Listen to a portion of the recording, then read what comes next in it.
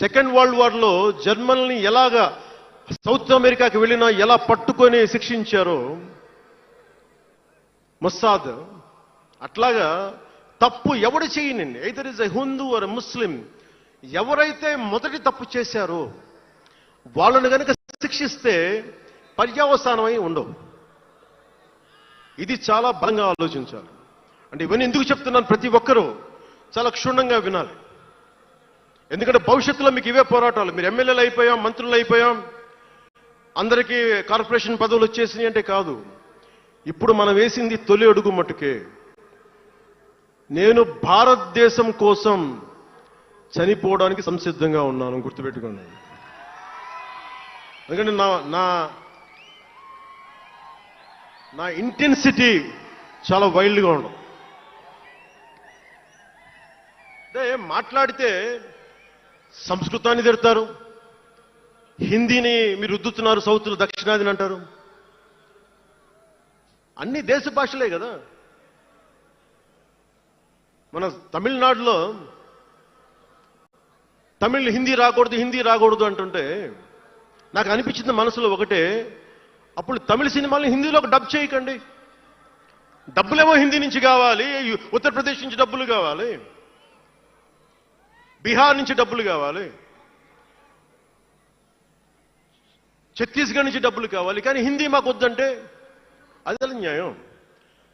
పనిచేసే వాళ్ళందరూ మనకి బీహార్ నుంచి రావాలి, కానీ హిందీని ద్వేషిస్తానంటే ఎట్లా? ఇవన్నీ మారాలి కదా. అందుకని భాషల్ని ద్వేషించాల్సిన అవసరం లేదు.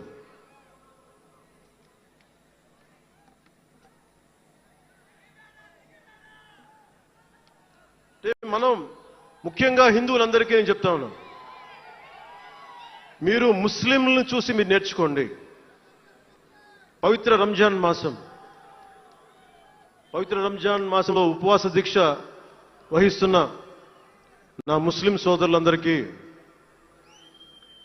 నా హృదయపూర్వక రంజాన్ శుభాకాంక్షలు. సంస్కృతాన్ని తిడతారు, గుళ్ళల్లో సంస్కృతాలు మంత్రాలు చదవకూడదంటారు. ముస్లిమ్స్ ఆ మాట అంటున్నారా?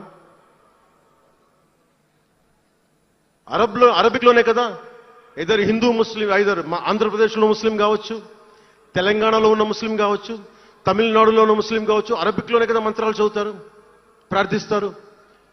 హిందూ ధర్మంలో సంస్కృతంలో చేస్తారు. దానికి ఏంటి సమస్య? తమిళంలో చదవాలా, తెలుగులో చదవాలా, కన్నడంలో చదవాలా? ఆ విధి విధానాలు ఉన్నాయి, వదిలేసేయండి వాటిని. వాటి జోలికి వెళ్ళకుండా కష్టాలని వాటిని పట్టించుకోండి.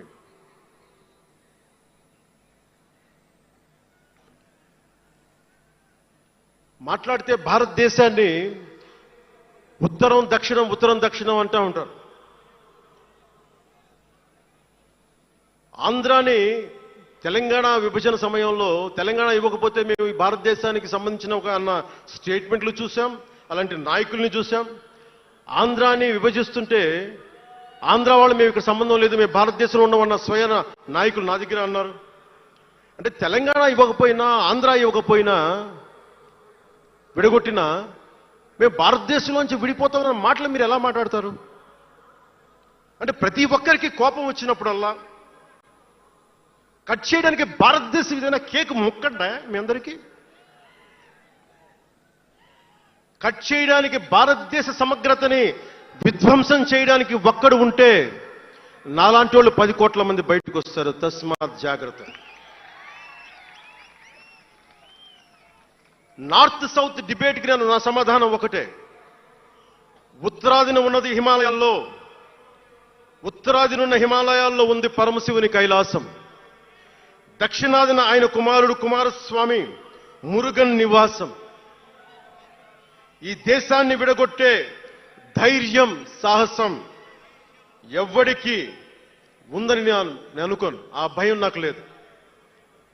వారు ఎంచుకున్న ప్రదేశం ఈ భారతదేశం. అలాంటి దేశాన్ని విడగొట్టాలి అనుకుంటే ఒకసారి ఆలోచించి మాట్లాడండి. భాష వేరు, భావం వేరు.